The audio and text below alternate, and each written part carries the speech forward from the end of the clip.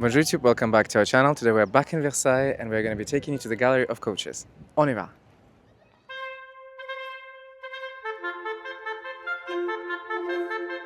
Today we find ourselves at La Grande Écurie, or the Grand Stables, which was built as part of the largest royal building project ever undertaken under Louis XIV to house horses. Jules Hardouin Mansart built La Grande Écurie and La Petite Écurie between 1679 and 1682. If you would like to see La Petite Écurie, which today houses an incredible gallery of sculptures and casts, we've done a whole episode about it last year and left it for you in the pinned comment of this video. Both écuries are symmetrical and equal in size, though their internal layouts and functions differ to this day. At the time, La Grande Écurie, under the Grand Écuyer de France, known as Monsieur le Grand, housed the horses trained for hunting and for war. La Petite Écurie, under the Premier Écuyer, known as Monsieur le Premier, housed the carriages, sledges, gondolas, and the everyday coach horses. Today, La Galerie de Carrosses occupies the ground floor of the Grande Écurie, across two vaulted rooms covering nearly 1,000 square meters, holding one of the largest collections of its kind in Europe.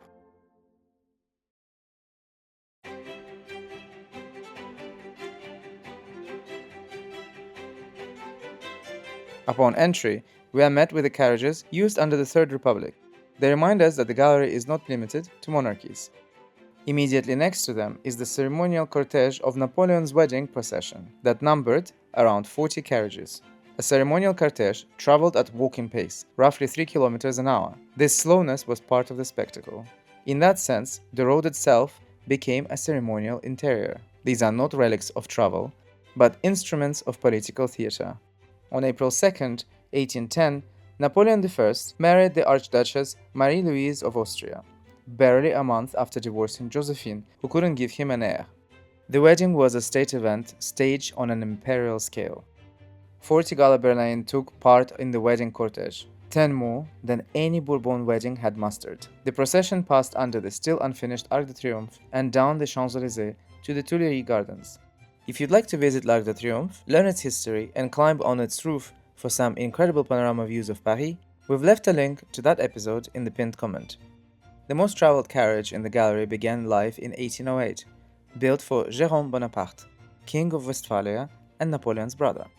On 29th of September 1820, Le Duc de Bordeaux was born, 5 months after his father, Le Duc de Berry, was assassinated. Contemporaries nicknamed the infant l'enfant de miracle. The Bourbon dynasty seized upon the birth as a sign of providential survival. Louis XVIII marked the baptism on 1st of May 1821 with a cortege of 27 carriages. For the occasion, the coach builder Prelot enriched the 1808 berline with chased gilt bronze and a canopy said to have been embroidered in silk, gold, and spangles by the young ladies of the Légion d'honneur. In 1853, the coach builder Herler modified the same carriage for Napoleon III's wedding, then again for his planned coronation in Rome, which never took place. In 1856, Herler and Fils restored it once more to carry the infant Prince Imperial, son of Napoleon III, to his baptism. So to summarize, one carriage carried an infant who never reigned, then served an emperor's wedding, then an emperor's son, across 3 regimes in nearly 50 years. It's a perfect object lesson in political reuse. The chateau itself calls these carriages trônes ambulants, or thrones on the move. The phrase captures precisely the political role of the carriage as a stage for sovereignty. Entering the royal courtyard at Versailles by carrosse or chaise à porteur was a privilege reserved for high nobility and the king's closest circle. The custom dated back to the Honneur du Louvre, carried over when the court settled permanently at Versailles in 1682. This reflected the broader rule of Versailles courtyard etiquette generally. Nobody entered the king's inner courtyard before he had risen or after he had retired. A small carriage here belonged to Louis Joseph. The sickly boy used it for rides around the gardens before his death in 1789. A tiny calèche, said to have belonged to his younger brother Louis Charles, the future Louis XVII, was used in the gardens of the Château de Saint-Cloud.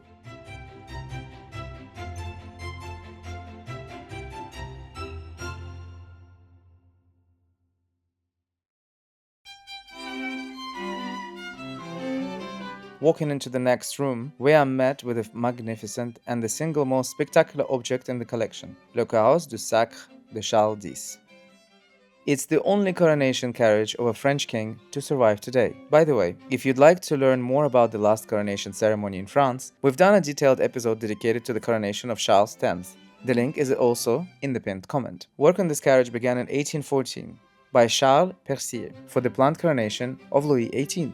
However, being a cautious politician by nature, Louis XVIII chose not to hold the coronation at all. The half-built carriage was set aside only with its body and structure being complete. When his brother Charles X came to throne in 1824, he revived the tradition of his ancestors and announced his own coronation to be held in Reims, as it had been for centuries. The coach builders Duchesne and Daldringen finished the carriage in time for the ceremony on 29th of May 1825. It stands some 4.5 meters high and weighs close to 4.5 tons. Every surface is covered in gold leaf.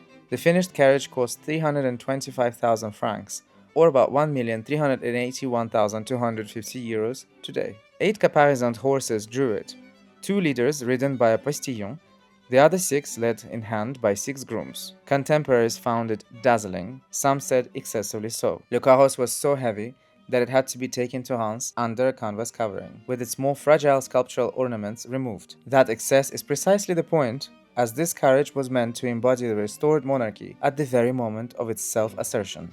Knowing how Charles X finished his reign, we are not sure whether it was the best idea.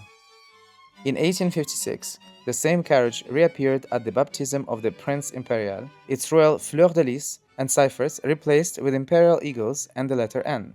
That same event saw the Duc de Bordeaux's old carriage reappear too, freshly restored to carry the infant himself, the Galeries' 2 grandest carriages brought together for the same 1856 baptism.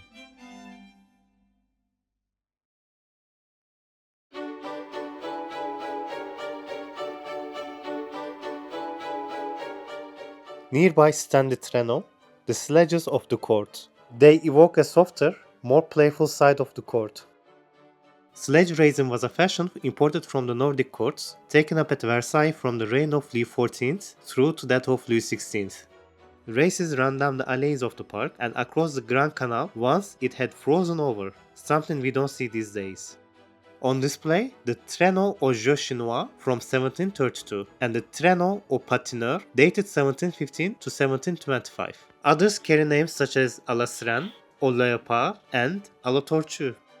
Their titles alone already suggest an imagination at work between fantasy, nature, and ornament.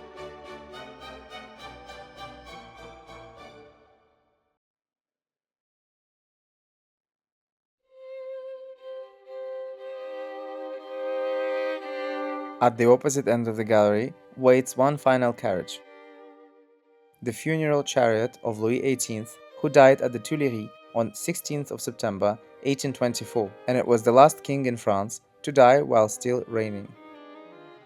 Carved gilded angels bear palms for the hope of resurrection. Funerary spirits overturn torches, a symbol of death. A crown of France rests on a bouquet of lilies at the summit. It is the only royal hearse to survive in France, and it served 4 more times after Louis XVIII. For the last Prince de Condé in 1830, for Marshal Mortier in 1835, and for 2 presidents of the Troisième République, Sadi Carnot in 1894 and Félix Faure in 1899.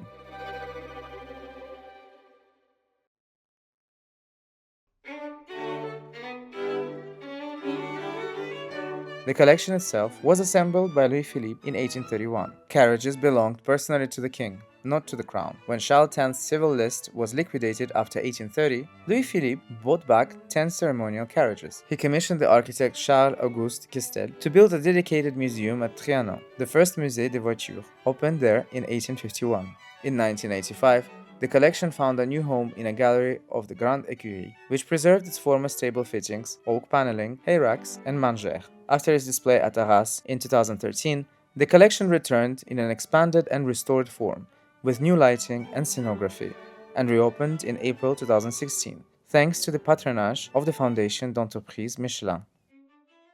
It is also one of the most legible collections of the court ceremony in the whole chateau, as these are ceremonial berlines and not travel vehicles. What we absolutely love about this place is that it offers a history of court society written in lacquer, gilt bronze, upholstery, and wheels. It is also a history of political language, where power does not merely speak, but arrives. And in Versailles, arrival was always an art form. And that's it for today. We hope you liked this episode. If you would like to see more of these videos, please don't forget to like, share and comment below. And until the next one, au revoir.